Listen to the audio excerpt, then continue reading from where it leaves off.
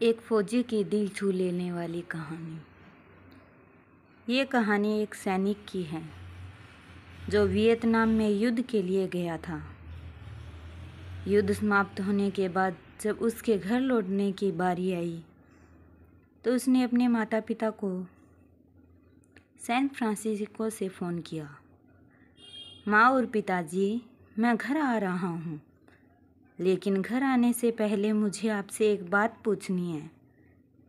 मेरा एक दोस्त है जिसे मैं अपने साथ घर लाना चाहता हूँ। क्या मैं उसे ला सकता हूँ? बिल्कुल बेटा, ये भी कोई पूछने की बात है। हमें तुम्हारे दोस्त से मिलकर बहुत खुशी होगी, माता पिता ने जवाब दिया। लेकिन पहले एक बात आप लोग जान लें, सैनिक बोलता गया। युद्ध में वह बहुत बुरी तरह घायल हो गया है।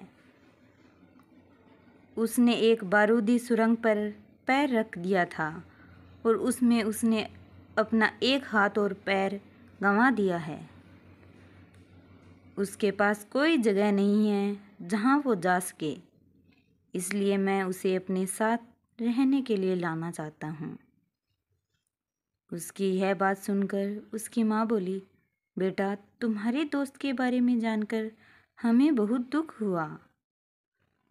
हो सकता है हम उसके रहने के लिए कोई जगह तलाश कर सकें। नहीं माँ, मैं चाहता हूँ कि वो हमारे साथ रहे। लेकिन बेटा, अब पिता ने कहा, तुम समझ नहीं रहे हो कि तुम क्या चाह रहे हो।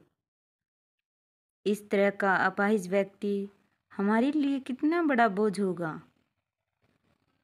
हमारी अपनी जिंदगी है जीने के लिए और हम नहीं चाहते कि इस तरह की कोई भी परिस्थिति हमारी ज़िंदगी में दखल दें। मेरे हिसाब से तुम्हें अकेले घर आना चाहिए और अपने दोस्त को वहीं छोड़ देना चाहिए। वह अपनी ज़िंदगी जीने के लिए कोई न कोई रास्ता निकाल ही लेगा। सुनकर उस सैनिक ने फ़ोन रख दिया। कुछ दिनों बाद उसके माता पिता को सैन फ्रांसिस्को पुलिस से एक संदेश मिला जिसमें उन्हें बताया गया कि उनके बेटे की एक बिल्डिंग से गिरकर मौत हो गई है। पुलिस के हिसाब से ये एक सुसाइड केस था। दुखी माता पिता ने तुरंत ही सैन फ्रांसिस्को के लिए फ्लाइट बुक कराई और वहां पहुंच गए। वहां उन्हें शहर के मुर्दा घर ले जाया गया ताकि वे अपने बेटे की पहचान कर सकें। उन्होंने उसकी पहचान कर ली, किंतु ये देखकर उनकी कंपकंपी छूट गई कि उनके बेटे का बस एक हाथ और एक पैर था। दोस्तों, इस कहानी में जो माता पिता हैं वे हम में से बहुत से लोगों की तरह हैं जो अपनी सुविधाओं को सबसे अधिक महत्व देते हैं। वे उन लोगों से प्यार करना या रहना या समय बिताना चाहते हैं जो दिखने में अच्छे हैं, स्वस्थ हैं या फिर जिनके साथ रहकर उन्हें मज़ा आता है।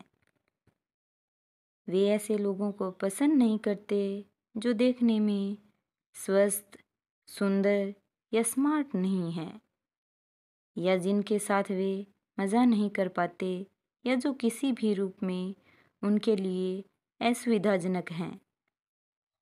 वे ऐसे लोगों से दूरी बनाकर रखते हैं, लेकिन कभी कभी उनके इसी व्यवहार के कारण उनके सामने ऐसी परिस्थितियाँ उत्पन्न हो जाती है जब उन्हें पछताना पड़ता है।